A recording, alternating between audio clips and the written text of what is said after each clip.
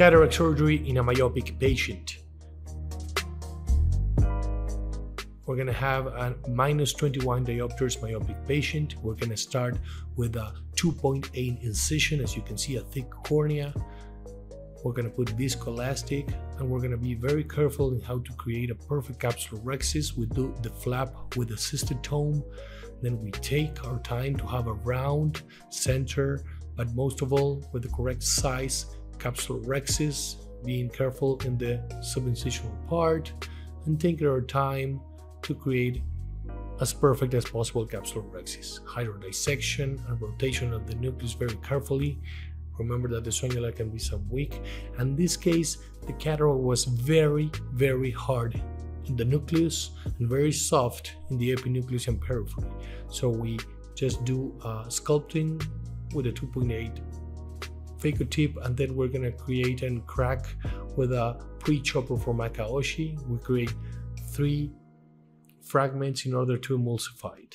Here you're going to see how we're going to go for the nucleus very carefully because it's very hard. We're going to bring it to the safety zone, and then we're going to emulsify it with the least amount possible of ultrasound, and being very careful of the changing of the hardness of the cataract. The density is completely different between the center and the periphery.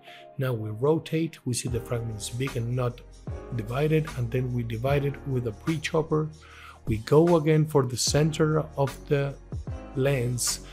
As you can see, practically we don't move from the safety zone. We go for the center and we just deliver ultrasound very efficiently in order not to create a lot of inflammation.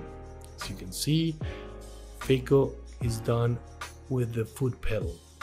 Now we're gonna go for the cortex. Again, being very careful. Remember that in these cases the sonula is not as strong as in healthy and normal eyes.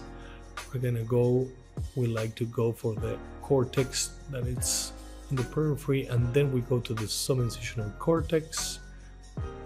We do it with no issues there, but also using a lot of vacuum and fluidics.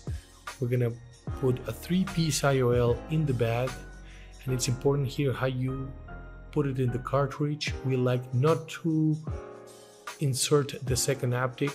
We go slowly and we insert the second aptic by rotating the 3-piece IOL so we don't create a lot of tension in the sonula. Now we are perfect. We're gonna remove the viscoelastic, and of course it's gonna be very important in how we check if the incision is self-sealed.